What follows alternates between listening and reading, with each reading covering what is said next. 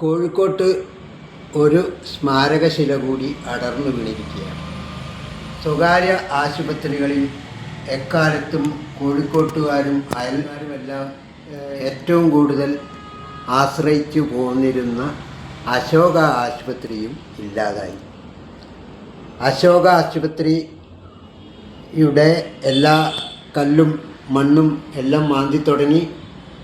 അത് കണ്ട് കടന്നു പോകുന്ന യാത്രക്കാരിൽ പലരും ഒരു 2-3 മിനിറ്റ് ഒരു മൗനപ്രാർത്ഥന എന്നോണം ആശുപത്രി കെട്ടിടത്തിലേക്ക് നോക്കി നിൽക്കുന്നത് കാണാമായിരുന്നു.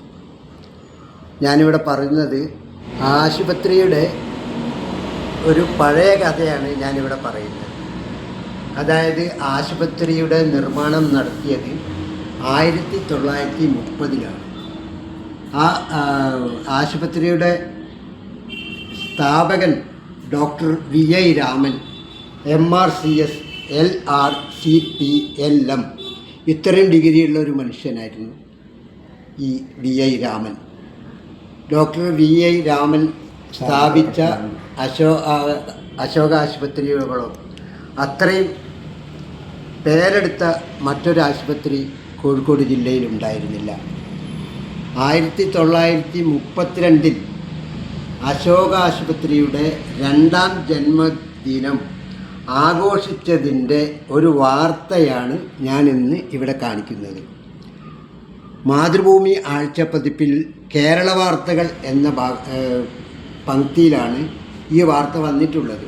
1932 മെയ് 30-നായിരുന്നു പ്രസിദ്ധീകരിച്ചത്. 1932 മെയ് 19-നായിരുന്നു അവരുടെ അശോക ആശുപത്രിയുടെ 2ാം വാർഷികാഘോഷം നടന്നത്. അതിൻ്റെ ഒരു വാർത്ത ഞാനിപ്പോൾ വായിക്കാം. ഡോക്ടർ VI രാമൻ്റെ വകയായി കോഴിക്കോട്ട് പ്രശസ്ത രീതിയിൽ നടത്തി വരുന്ന അശോക ആശുപത്രിയുടെ 2ാം വാർഷികോത്സവം മെയ് 19-ാം തീയതി Malabar district medical officer major കോക്സിൻ്റെ അധ്യക്ഷതയിൽ ആഘോഷപൂർവ്വം നടന്നിരിക്കുന്നു. അശോക ആശുപത്രി കൊണ്ട് നാട്ടുകാർക്കുണ്ടാവുന്ന ഗുണങ്ങളെയും ഉപകാരത്തെയും പറ്റി പ്രസ്താവിച്ചുകൊണ്ട് പല മാന്യന്മാരും തദവസരത്തിൽ പ്രസംഗിക്കുകയുണ്ടായി. അന്നത്തെ ഒരു വാർത്തയുടെ ഒരു ശൈലിയാണത്. അപ്പോൾ ഈ വാർത്ത വന്നിട്ട് കണക്ക് കൂട്ടുകയാണെങ്കിൽ ഏതായാലും അശോക ആശുപത്രിയുടെ 100ാം ജന്മദിനം കൊണ്ടാടാൻ കോഴിക്കോട്ടുകാർക്ക് സാധിച്ചില്ല എന്നത് ഒരു വലിയ ഖേദം തന്നെയാണ്.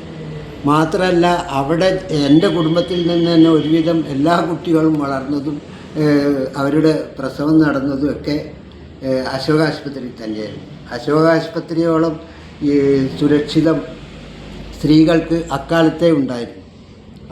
ആ ഒരു നല്ല ആശുപത്രി ഇല്ലാതായി എന്നുള്ളത് ഏറെ ഖേദകരം തന്നെയാണ്. ഏതായാലും ആശുപത്രിയുടെ ആ 2ാം വാർഷിക റിപ്പോർട്ട് ഒന്ന് ഓർമ്മപ്പെടുത്താൻ സാധിച്ചതിൽ എനിക്ക് വളരെ സന്തോഷം.